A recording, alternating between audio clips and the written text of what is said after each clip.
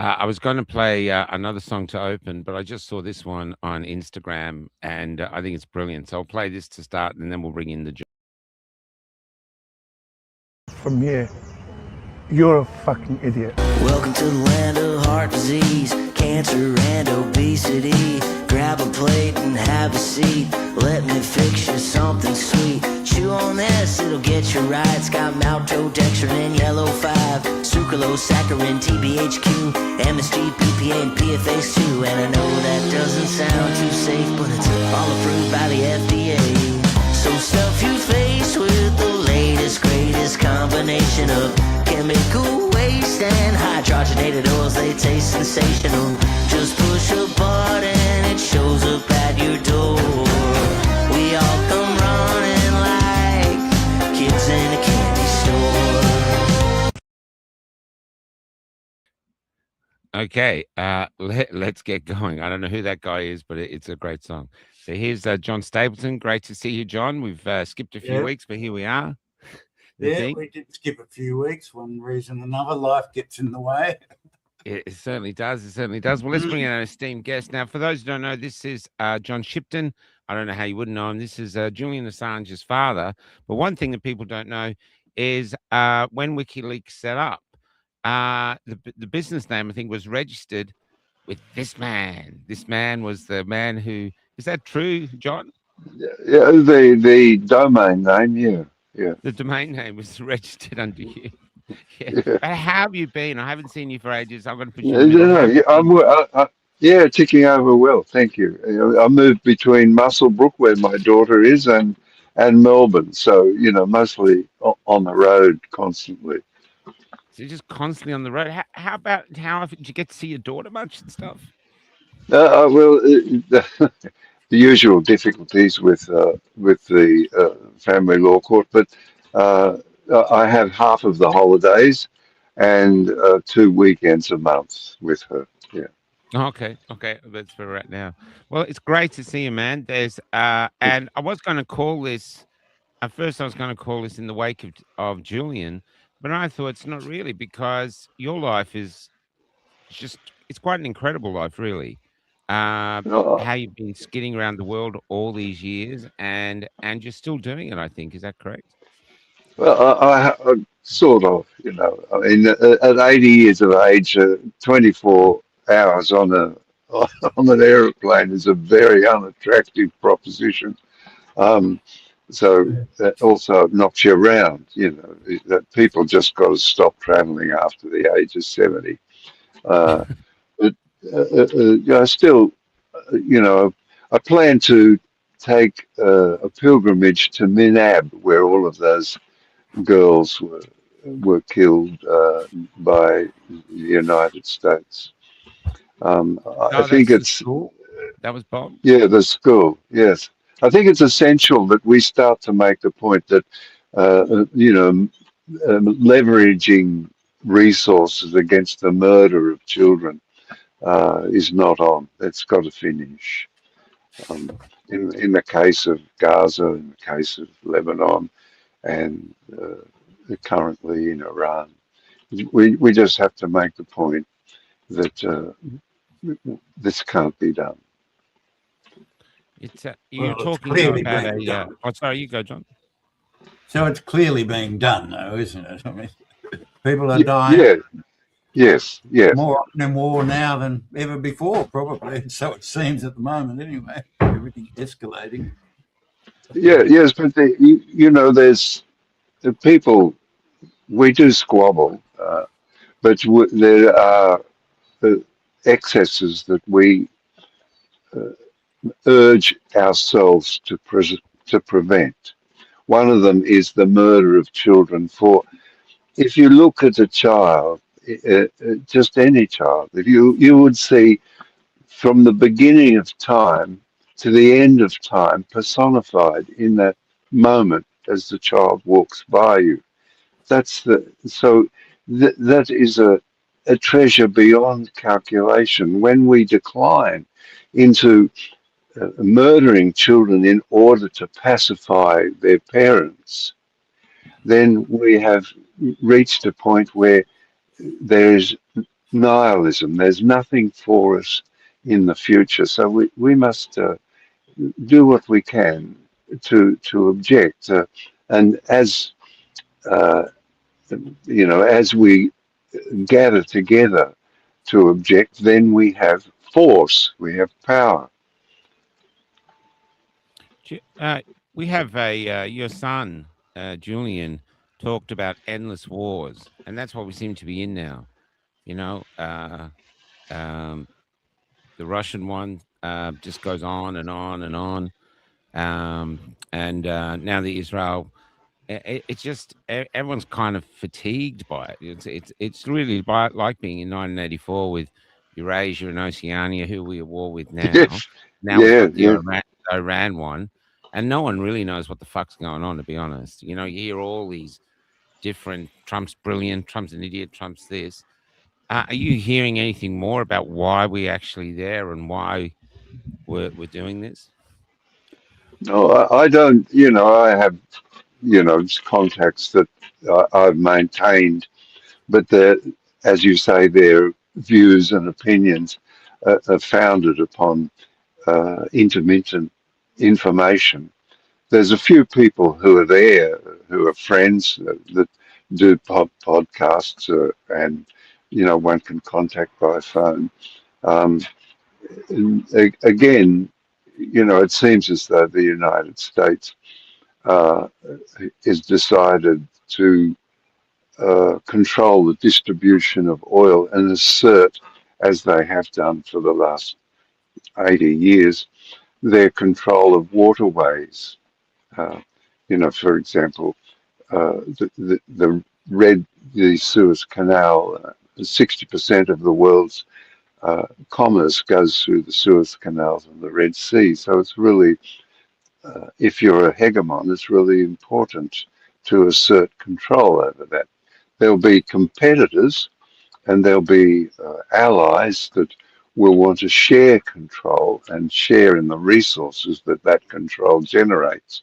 But primarily, it'll be the United States empire that sees it has to control those elements. So Julian spent all those years in jail and detention, basically for exposing the corruption and the malpractice within the US military.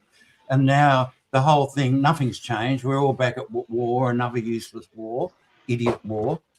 Does it seem like all that Julian and the family went through was pointless? That Well, I'll tell you make a good point, and it's a clever question as well as being a good question. So back then, if you take your mind back to 2011, there were people establishing seats in the universities and professorships of transparency, okay, and accountability. Well, sure. in the current circumstances, that looks quaint.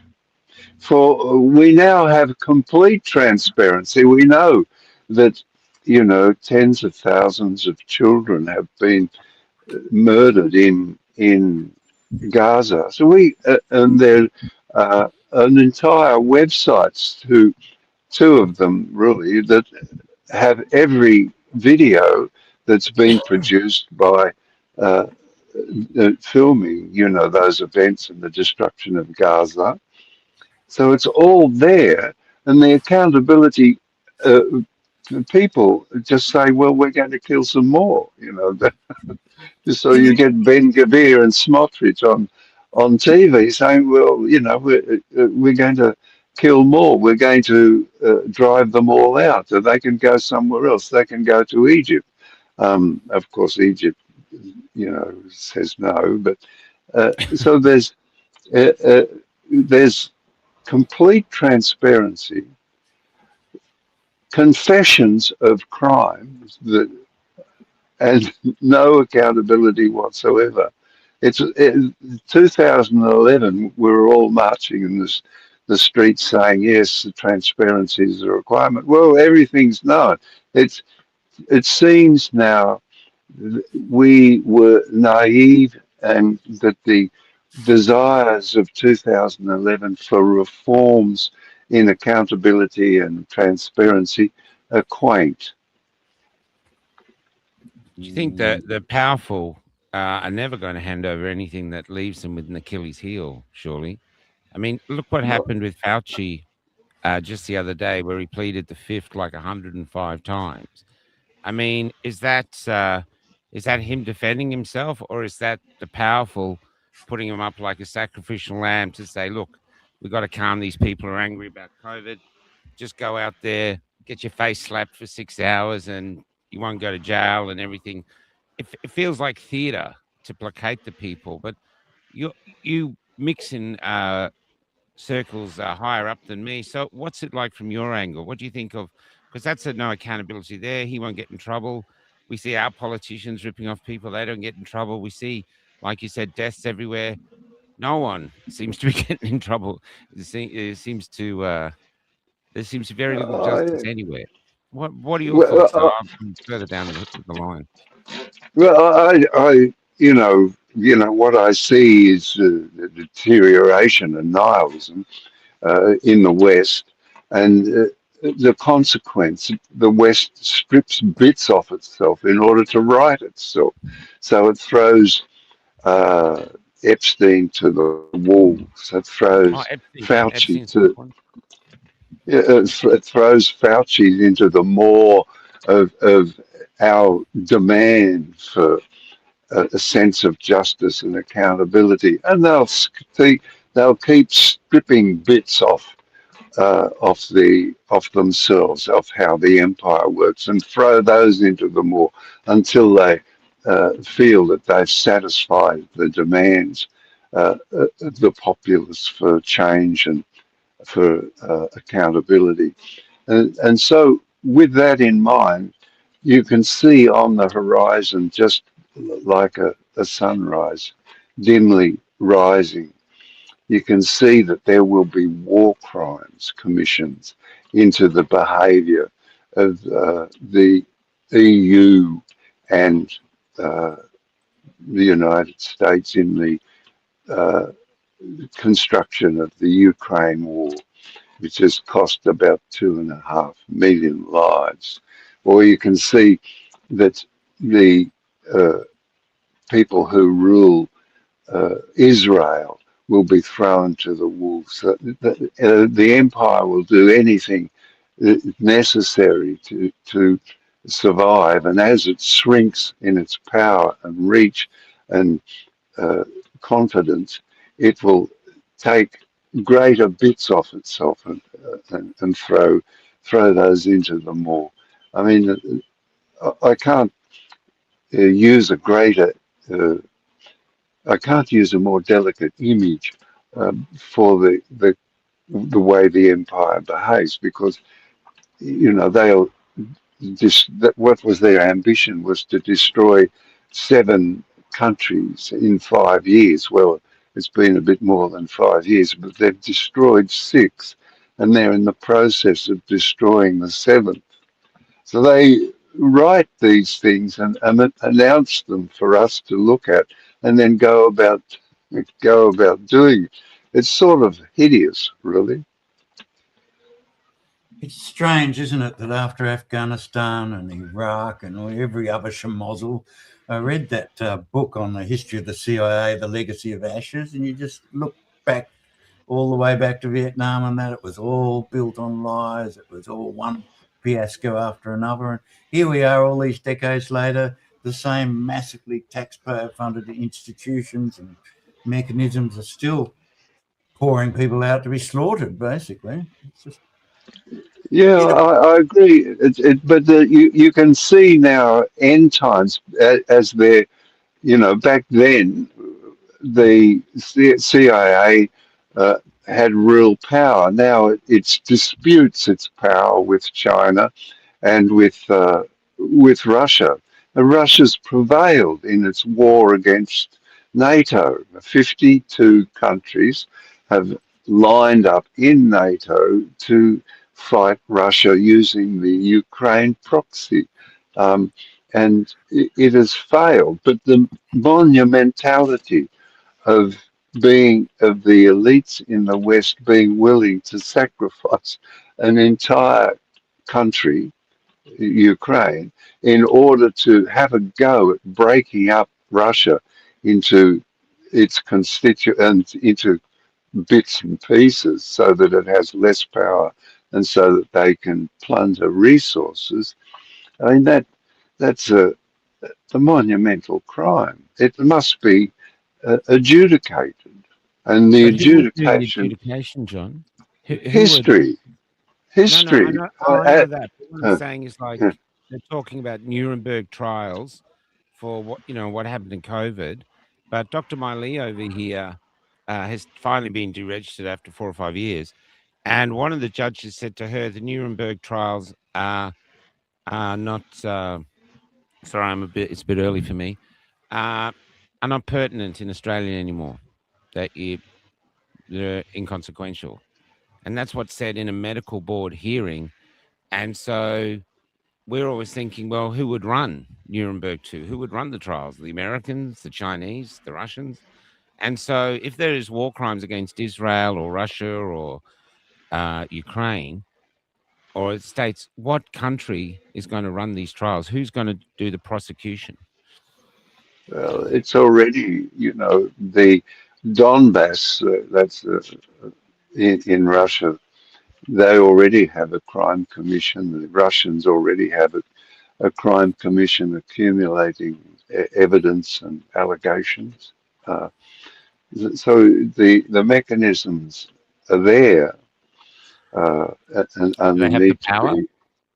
to pull America Well, into court or Israel? well, that they have the power to. I mean, that to be particular, uh, the Russian crime and the Donbass crime commission are concerned with crimes in Ukraine and in Russia, so that they would have nothing to do with Israel. As far as Israel's concerned, I think if I remember correctly, under Karim Khan, who was head prosecutor of the International Criminal Court, arrest warrants have been issued. I don't know that they've been rescinded yet, uh, for Benjamin Netanyahu, Ben Gvir, and Smotrich. I've forgotten his Christian. Well, I guess they don't call their first name Christian names. His given name, I've forgotten his given name. But though they're there and they're real, also the International Court of Justice, which adjudicates crimes between states, not individuals, but states, they have done their preliminary declaration that it is a genocide, and they're in the process of going about collecting the evidence. I think the hearing will be in 2 years' time. So the processes are there, and as the United States clearly gets weaker and there's no longer a superpower, there you can see that they can't. That all of their bases, I think there's 17, have been destroyed, which surrounded Iran, and that the technology of warfare has changed so that what the United States uses to enforce the Pax Americana is no longer sufficient to the job. So that indicates to you that matters are going to change, and people who have been put upon, for example, Iraq, are going to take their revenge in whatever way they can. I just wish Australia would stay out of the whole lot, the whole damn thing. Why are we spending hundreds of millions of dollars in Ukraine on what are those bushbasher things, particular weaponry, and elbows squeezed in time between what's his name, Boris Johnson and some famous Hollywood actor. So he gets squeezed in, and that costs him for a photo op basically, and that costs the taxpayer $400 million. I mean, why are we there? Why are we involved in Israel? Why are we shipping high-tech weaponry or components to Israel to drop bombs on Gazan children? I mean, why are we in any of this? Shouldn't we just stay out of the whole damn thing? It's very frustrating, John. But an important aspect of your question is why are we uh, indicating that we have some sort of sovereignty? The basic question to begin exploring is, does Australia exist Yeah. in the sense of being sovereign? Well, it's probably we don't. Um, we've just brought in all sorts of commissions, and we're not allowed to say this, that, and the other in case it offends the sensibilities uh, of Anyone. Jewish residents of Australia. So the restriction of our capacity to comment uh, is That will ongoing go. and will get worse. That goes the same though to the Muslim community. I mean, after the shooting on Bondi, our prime minister, all he did was blame right-wing people, or as Elon just called them, normal people, and wouldn't even mention Islam or anything else. There's a fog of war around now. We've got Iran, Israel, and Ukraine, and because everyone feels so powerless, it's like everyone's giving up. Everyone's it's called conflict fatigue or something like that. But just to show you where I found real hope recently, I went down to Rockingham in WA, where there's all these people homeless now, all in these caravans. They got nowhere else to go, and I interviewed them. And one woman, a veteran, was living in a van, and in her late 50s, and the van needed a clutch. And I said, "Look, if I do this interview, you'll get a clutch." And in half an hour, she's got a clutch at $2,000. And what it is, I think, is when you see Israel Palestine, people go, "I don't have Netanyahu's number. I don't know what to do." When Ukraine, I don't even know where Ukraine is. I don't know what to do. But when you give them something that they can do, which is helping each other, and they're in and they're in like crazy. I mean, this woman's been overwhelmed for help. And in the interview I did, she actually said, "I feel worthless. No one cares." And yet, just telling the story, and people do. So, do you think it's like getting back to community is actually the way forward? Globalization is a failure for humanity itself, a benefit for the rich, the wealthy, and the powerful. But for people, it's time to get back to community and looking after each other. What are your Yeah, thoughts? well, um, I like people, so I have to agree with you. I mean, and in those 7 years that wandering the world, I don't regret any. I met many tens of thousands of really wonderful people, and in the end, there's 90% of the Australian populace supported the return of Julian Assange to Australia.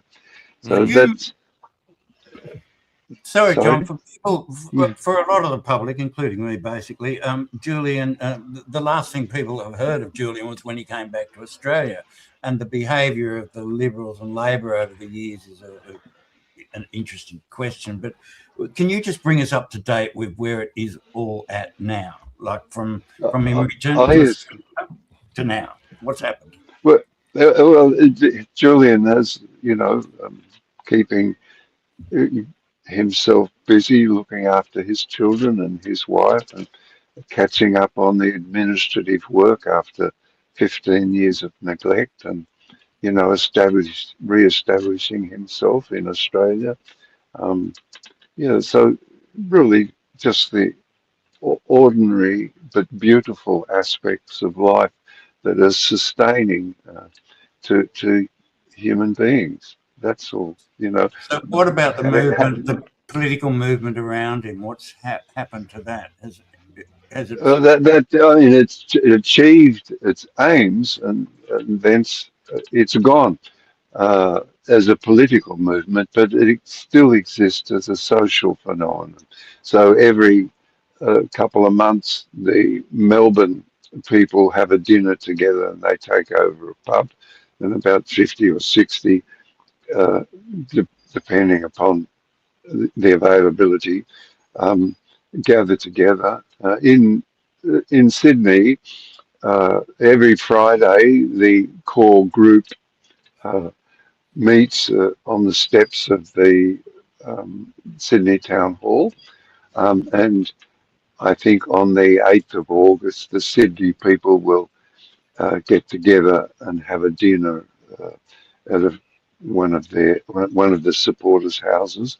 So it exists as a social phenomenon, um, but as a political phenomenon, it's well gone. I read Oh, that. there are two residual events. So the spin-off from the Assange campaign.org.au is the Rights Project, which is a charitable institution run by Gabriel, that's Julian's brother, Yeah. um, and it is active in support of whistleblowers, and uh, in particular at the moment, David McBride. Uh, So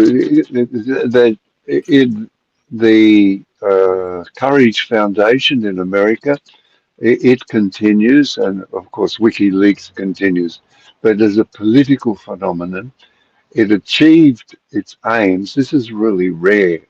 The only other political phenomenon to social political phenomenon to fully achieve its aims, I think, was the anti-apartheid movement back in the anti-apartheid days, which fully achieved its aims. It's really rare for a social movement to fulfill its political aims in their completeness. That's true. All praise to those the people of Australia who convinced a reluctant government and government institutions to do the right thing and organise the return of Julian to Australia. I read that But book. I'm not Oh, sorry. sorry. I'm not. I wouldn't. You know. I thanked the Prime Minister and those members of Parliament. Uh, but as far as the government acting uh, out to defend the interests of Australian citizens badly done by overseas, I can give them no credit whatsoever. It is only from the pressure of the populace uh, demanding, uh, sorry, I'll rephrase that. It is the pressure of the core group of parliamentarians uh, and the work of the Australian populace that caused the government to do the right thing. It wasn't the other way around. The government, in no way, its institutions, in no way were exemplary or something that we ought to take notice of and give credence and praise to. The praise goes to the core group of parliamentarians and all of the people, activists among the Australian populace. A very fine and well motivated group of people, which give me heart, so I don't despair because I know that in essence, the Australian populace are very fine, moral people. I didn't meet any who were, well, I met a couple of nutters, but for the massive tours that we did around Australia, up and down the east coast and over to Adelaide and Perth, we only ever got support. A very Do you fine think thing. the politicians couldn't help because, like you said, Australia doesn't exist anymore? They're not actually our politicians. They're like our caretakers, but they're actually serving someone else, and that's why they were incapable of helping. Do you think that's the Yeah, reason? Or what was the other reason that they couldn't help? Because well, if he weren't in institution, politics, it was easy. Let him go. institutions have their relationship. So, you have five eyes, which is a singularity. So, in some circumstances, the preservation of the Five Eyes relationship between the secret services is more important than immediate Australian interests. Yeah, so So that people who don't know the Five Eyes, you should explain what the Five Eyes is. A lot of people don't follow this stuff closely. if the Five Eyes is the Australian Secret Services, the New Zealand Secret Services, the UK Secret Services, Canadian Secret Services, and American Secret Services. Principally, all of the English-speaking world gather together and exchange information. It works to the benefit of the United States, and as far as I'm concerned, no benefit to Australia, except accepting that we're in the mix, so to speak. That's the only benefit. But usually, for example, we are involved in Yemen. We've declared Ansar Allah, which is commonly known as the Houthis. The Houthis are a tribe. We've declared them a terrorist organization as they trying to defend their little patch of land over there in Yemen. It's we just we're a digit, a little finger on the American empire, and our institutions of state are well aware of their vulnerability.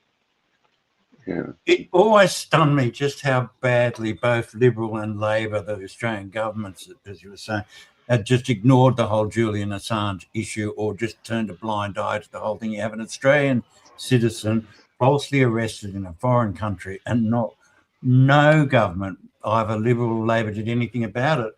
I think, do you think it would be unfair to say that Albo jumped on this at the end because he saw it was a populist move, a popular movement, and Julian was a popular thing to do, that he wouldn't have done it unless it was a popular move? Do you see what I mean? Yes, well, that's his job. Workout started. First move, dynamic upper backstretch. One set is 20 seconds. What's that sound?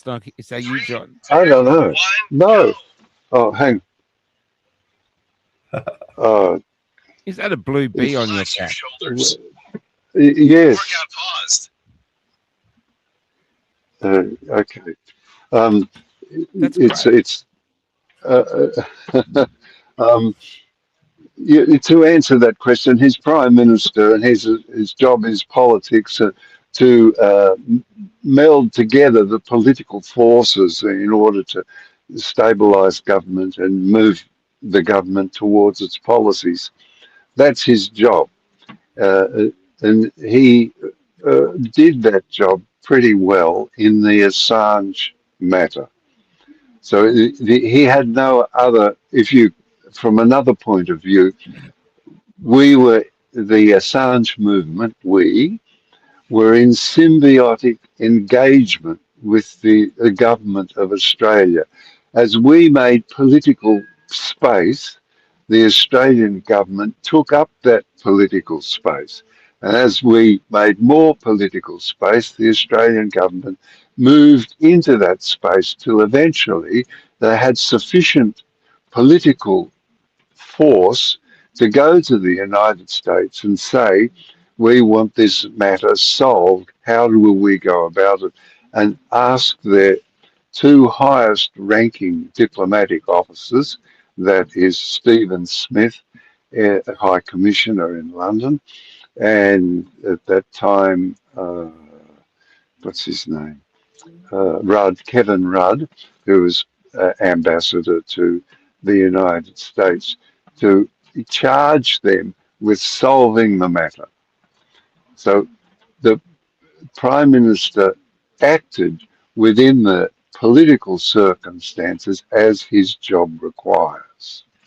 He's not a priest, or he's not a philosopher of, uh, you know, how to behave. He's a politician that we appoint to solve the political problems with the interests of Australia in mind.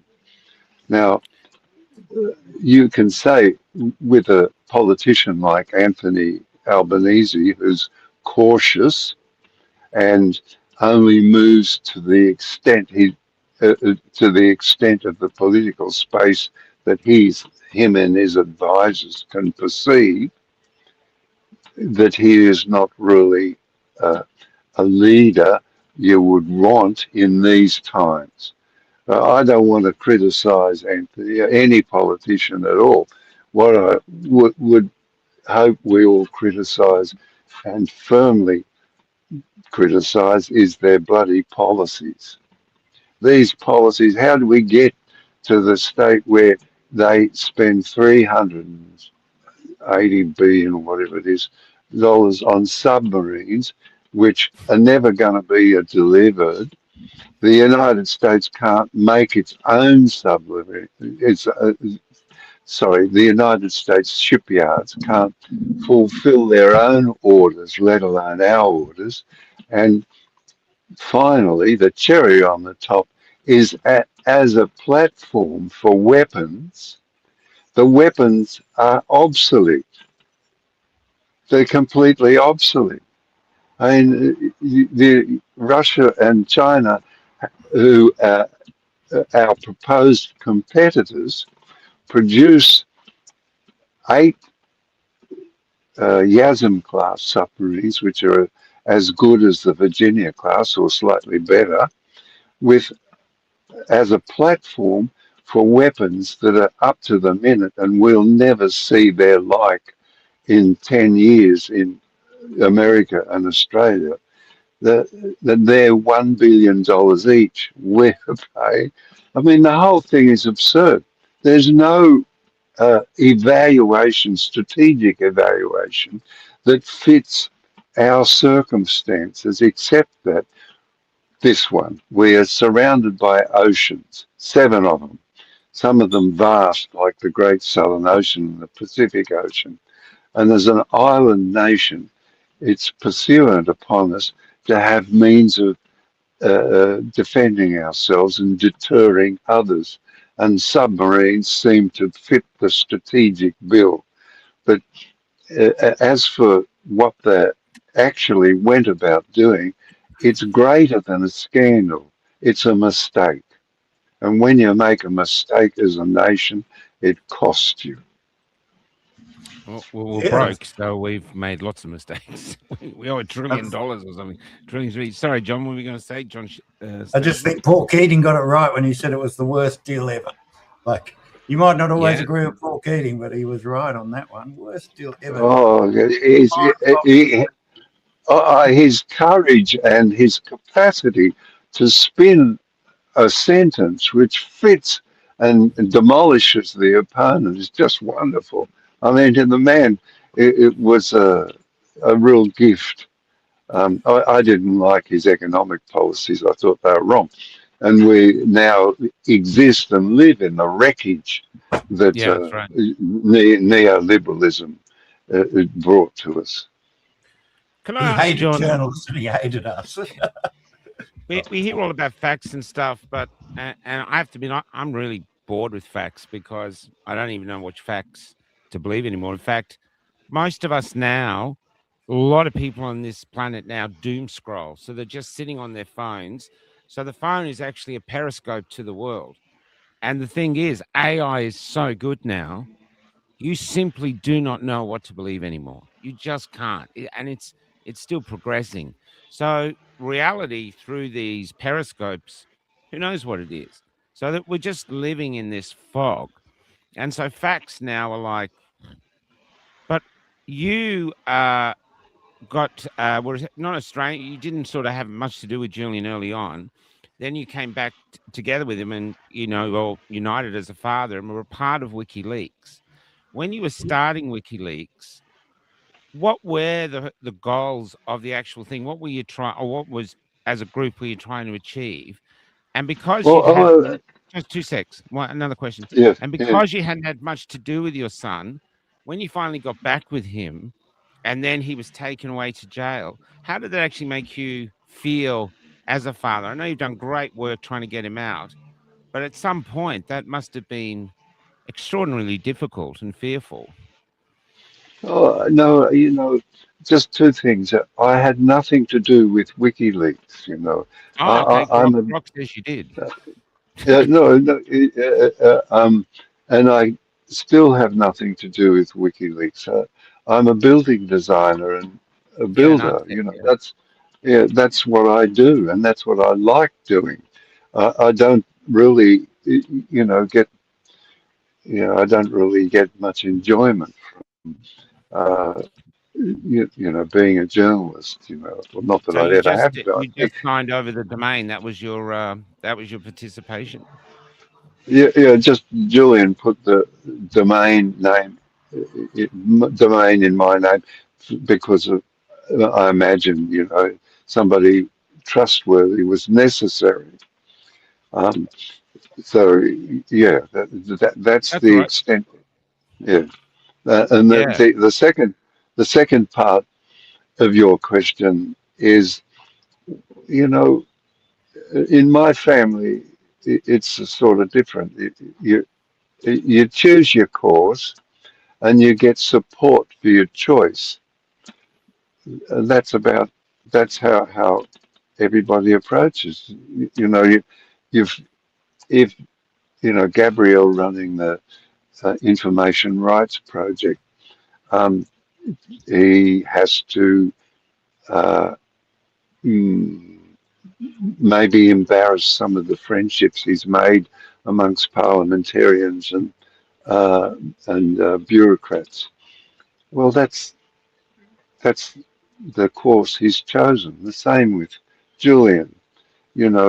He took took upon himself uh, the responsibility to bring information, proven information, documented information to the public, uh, and that was the course he chose. So uh, we just give support to each other. Then I have no criticism. I Oh, can't no, even free for you to imagine. criticize him or judge him, but how does it feel? I mean, Oh, it just my son feels went like to jail for, and I didn't know when he was going to get out, or maybe even killed in there. And I know that's a driving force, but it's an interesting relationship where I don't know how. Well, see, the fog of war is perfect. I did a grok this morning just to questions I yes. hadn't asked you, and it said, "Oh, he reunited with Julian, and they were working together, hand in fist, on basically setting up WikiLeaks." And so everything's, you just don't know what to believe anymore. It's a really strange Well, world I to mean, live in. yeah, I wouldn't use grok myself. I mean, anything to do with uh, uh, the the oligarchs of the United States, particularly Elon Musk, who's a really skilled uh, publicist.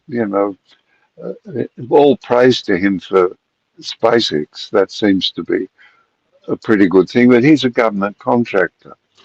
I don't take any notice of those. If you wrote a book and sent it to me and I read it, I take notice of that. I take notice of the fact that you did it, that you rang me up and said, "What's your address?"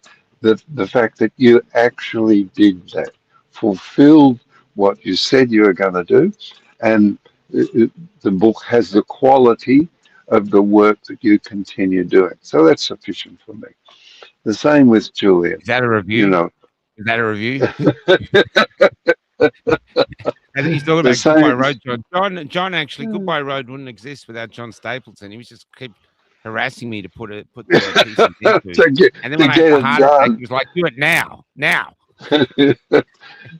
Yes, don't Just in leave it case you're the another Van minute. Gogh of Yeah, then he had a heart attack, and it seemed very urgent all of a sudden. yeah, he's like, yeah, look, I had a heart attack. Go do the book, do the book. Yeah. Yes, I'm really John chuffed. ringing it. I'm really chuffed that you read it, John. Well, That's really special. no, the work that, yeah, this is that's the coal face, and one of the things about being an Australian that's important to recognise is that we understand how power affects us, but we have no understanding of how to issue power.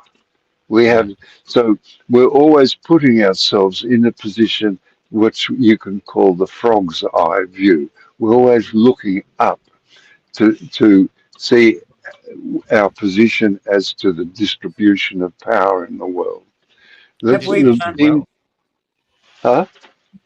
Sorry, Sorry. John. Oh, sorry, John. Have we learnt anything out of the whole Julian Assange episode? If another Julian came along, say next year, and also leaked lots of information that the governments of the world didn't want out there, would the Australian government behave any better to him? Would they offer support? Would they get him out of? Would they behave in a better way than they have? Have we learned anything? No, as a polity, we have learned a lot. Yeah, I mean, we have, guys like Michael West and his gang who churn it out every week, and there are many of them. They're not in the United States, of course. The alt media is dynamic. Well, it's beyond dynamic. It's like effervescing. Um, so yeah, we've learnt a lot, but our institutions of state are shitting themselves because the position of Australia in the world, in a relation. I mean, we're despised everywhere. We're despised as tourists because we're loudmouth, loutish. We get pissed and stag around the place, and our older men go over to Southeast Asia and buy their women. Um, you know, and politically, geopolitically, we're unreliable, and we pretend to be distinct rather than a part of Australasia, and we suck up to the United States, and we have our give precious money to Ukraine, and see more people murdered there in Yemen. I think we're in 12 countries, so we're despised. And so that with the waning of geopolitical power of the United States and its interests, the UK, which is sort of hopeless, it's gone, it's dead as. Then our institutions of state are looking around at how can we solve these problems?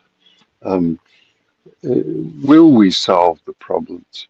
Silence the critics. Sorry? Silence the critics. The problem goes away. Yeah. There is no Well, problem. no, John, the power's there, and it's waning, and other powers are growing up. You can't just silence the critics. If you're responsible for Australia, and you're in the cabinet office, or Department of Prime Minister, or defence. The defence, for example, looking at all their American weapons and seeing that the procurement of those weapons is delayed because you have competitors in the EU buying them. You look at these weapons and they're no fucking good, excuse my French. They don't stand up against the weapons that the Russians are using. So these are real problems that power has got to address to preserve itself and to preserve its foundations. Its foundations are Australia. And these are really great problems that these people are looking at. They also understand that nobody likes us. So as power wanes and changes its sources and change, and as the character of those sources change, changes, the character of the American empire is so different from the character of the Chinese or the Russian empires or Well, we states. have I mean, these are worthy discussions. What are they going to do? We have no industry. How are we going to look after ourselves?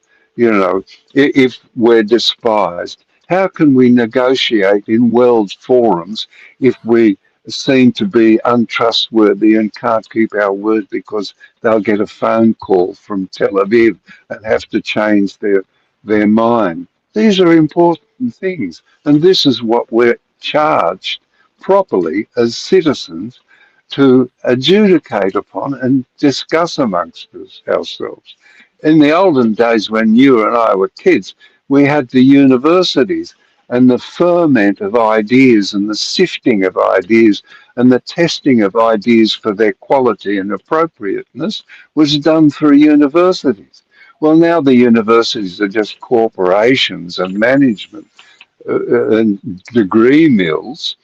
They're no longer utilize and call upon the wit and intelligence of our youth, and no longer call upon the experience and learning of the teachers.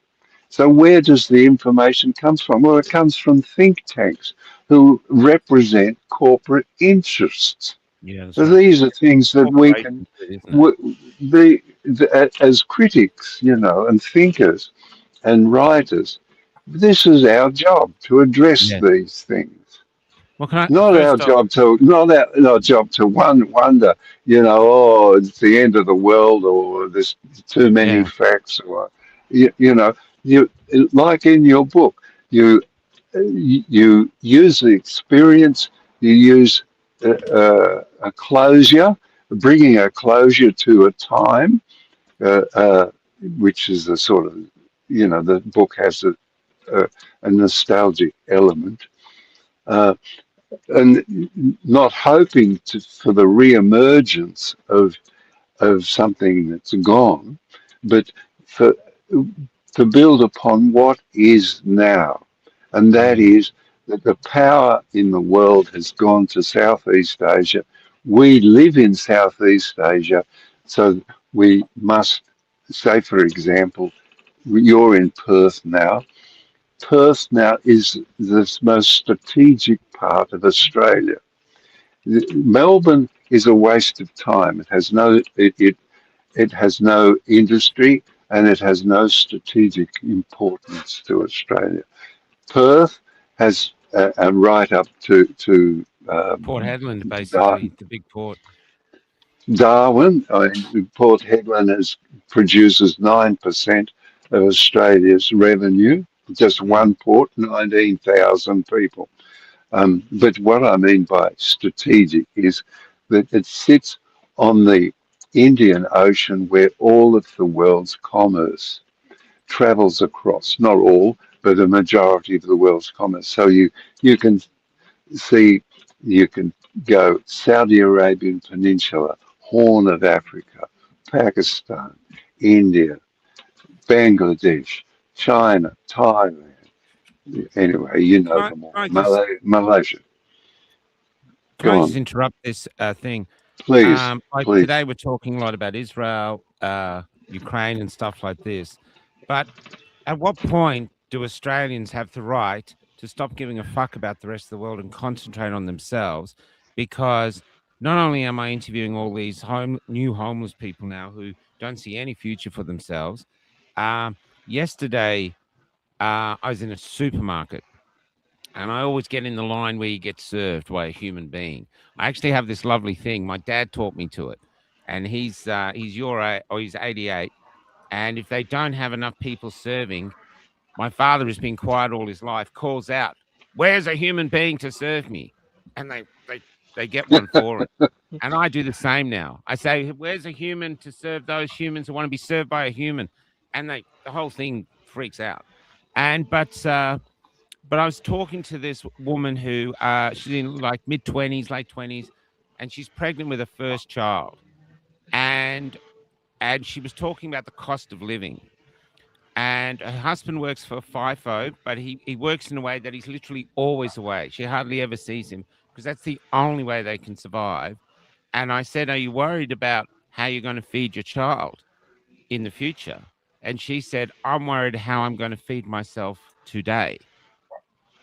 And so at what point, we see our government just giving millions here, and we all can talk about Israel and this, but Australia is in serious trouble. That's what I see on the road everywhere. Businesses going under. I mean, I even meet Indians. Like when you said we're not liked, we might not be liked, but there's 3,600 people turning up a day, so someone likes us. And we're sort of collapsing, but it feels engineered because whenever I speak to these people, I go, we're sitting on all this mineral wealth. We have all this land. No one can eat meat, yet there's cows everywhere. This is being engineered. We are being economically destroyed. And I think we have a right to put all our energy into defending our country from whatever's trying to pillage us, which seems to be corporations, and do it now. Because otherwise, I don't see how these hordes of homeless people, and they're all white. I know not supposed people aren't say that, but there's a sprinkling of Aborigines, a few Maoris, and the rest of these towns, they're all white and all taxpayers all their lives. These people aren't suddenly going to turn around tomorrow and buy their businesses back. We're almost in like a dodoisticality event, a dodo event in a way. And no one's talking about it. No one does anything. Everyone's just head down like, oh, what can we do? What can we do? When do we have the right that our intellectuals, our artists like yourself, actually turn your lenses round and start saving our country so it can become a beacon of hope for the rest of the world in the future? Because the politicians aren't going to do it. The CEOs aren't going to do it. It's only the people. The only hope lies with the people, and people like you, John, who can motivate people to change. Well, look, I got, your description of the circumstances is political social perfection. 100% agree with you. This is the wreckage of 40 years of neoliberalism, of selling public assets to corporations. Years ago, I went to Anthony Albanese's office. He was the leader of the opposition, and I spent 10 minutes or 9 minutes there, and I had to be escorted out of the building as it is required in Parliament. And his chief of staff said, well, to me, Anthony's a big vision man. Anyway, I didn't say anything. He said that we have designed the corridors and the legislation for those corridors for high-speed rail on the East Coast. Okay. I thought, oh, that's a good thing, because in the previous government, and also, when you start on those things, you bring engineering skills and so on and so forth, and you remake industry. So I thought to myself, well, that's pretty super. Anthony's on the ball. He'd been in now forever and a day, and nothing mentioned.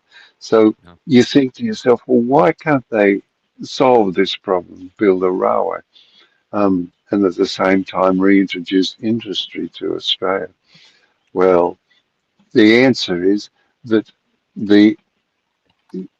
with neoliberalism, all of the elements are owned by corporations, and the corporations influence government policy. So the government can't do anything. It's stuck. The Macquarie Bank owns the airport down here in Melbourne, and the same in Sydney. The airlines are, anyway, you understand the integration of interests which prevent the establishment of high-speed rail.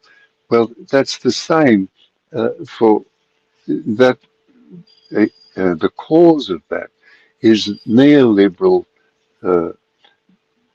distribution of public assets into corporate hands and corporate influence. So, in representative government, the most vulnerable part of representative government is the individual parliamentarian. You know, he can be pressured and with donations and all that sort of thing. So they bind themselves into parliamentary parties like the Labor Party and so on, in order to protect each other from their vulnerable circumstances as an individual. Well, that means that a corporation only has to approach the offices of the Labor Party. Now, the unionism has now around about 12%. When I was in a union, I was in the BLF back in 73, it was about 50%. Well, these are problems that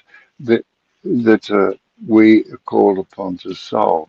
Unions, you know, brought to us all of the elements, the social elements of the greening of Australia, particularly the Builders Labourers Union in Sydney. Everything that, you know, the 40-hour week, superannuation, compensation if you get injured. So once you get rid of working people's organisations, then everybody becomes vulnerable to. They say Sorry. AI is going to destroy 50% of all jobs in Australia by 2030. Whether that's true or not, I don't know, but quite possibly you could eradicate the entire government and put an AI in there, probably do a better job. Yeah. Well, I was at dinner last night. They were all talking about, you know, AI going to finish this and finish that and so on and so forth. I I don't go much on phobias. I'm sort of more. I'm not so convinced now because AI costs a lot more money than humans. That's the lesson at the moment. You know, so, and I think humans might rise up, but I think all of us have to go. I've got to go. Cal's coming back. Yeah. We'd love to have you Thank back you. on, but John's got one question to finish for Yes, you, yes. John. I love it. I love it. Well, I always wondered why Julian Assange, or how he came to be so uncannily intelligent, because he's like freakily intelligent, Julian. Yeah, he is. Yeah. And he really is. And so intelligence is an inherited trait according to all the latest research. So That's skipper generation. now I know where it came from, John. It came from you. No, John. We can't say that, John. It came from his mummy. Can you lean forward for a sec, John? I want to get a picture of that blue bee. Can you just lean forward for a sec? I've just got to get you here. The what? I want to get a picture of the blue bee on John's head. I'm trying to get him closer. Hold on. There. Stay there. I'm just going to do a print screen. Everybody smile. Okay. The bee is great. Yeah, look, there's the blue bee. We're pushing it too. I don't know if it's the same thing, but the blue native bee, the blue banded bee, doesn't live in a hive, doesn't follow a queen, and but still wants to pollinate flowers. So wants to participate in society, but it wants to think for itself. This is what I love about the blue banded bee. You know, symbol of something good. Anyway, yeah, the quiz show will be on tomorrow night. So the quiz show will be on tomorrow night. Roger Hodgkinson is coming on tonight, or we recorded it's going on. The quiz show will be on tonight. Peter McCulloch is coming on next week.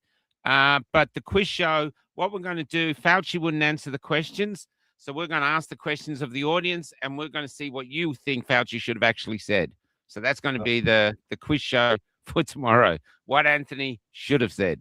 So we'll go from there. But anyway, John, thanks for coming on. Thanks for coming on too, John. And we're going to go out with this song. This is AI. Now, Kelly Stevenson, my partner, if you can just spare a few minutes before you go, John, she wrote the first poem in her life the other night.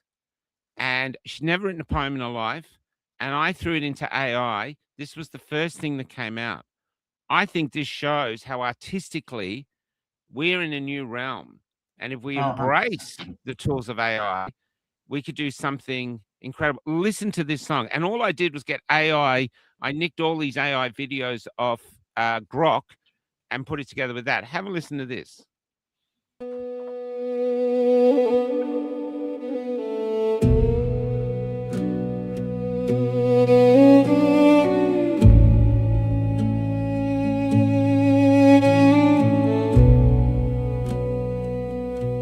When next we meet, our eyes shall feast, and bodies touch, your breath on mine. I'll melt deep into you and be your luck, just like the tide coming in to feast. It drifts away, never gone, for you are always my home, just as the moon imbues my heart full and bright. Ebb and flow, My girl wrote this. dead of night, our stars inside. We find the way home to feel our divine souls entwined. When next we meet, our eyes shall feast, and bodies touch, your breath on mine. I'll melt deep into you and be your love, just like the tide coming Hey, Adrian. into feet.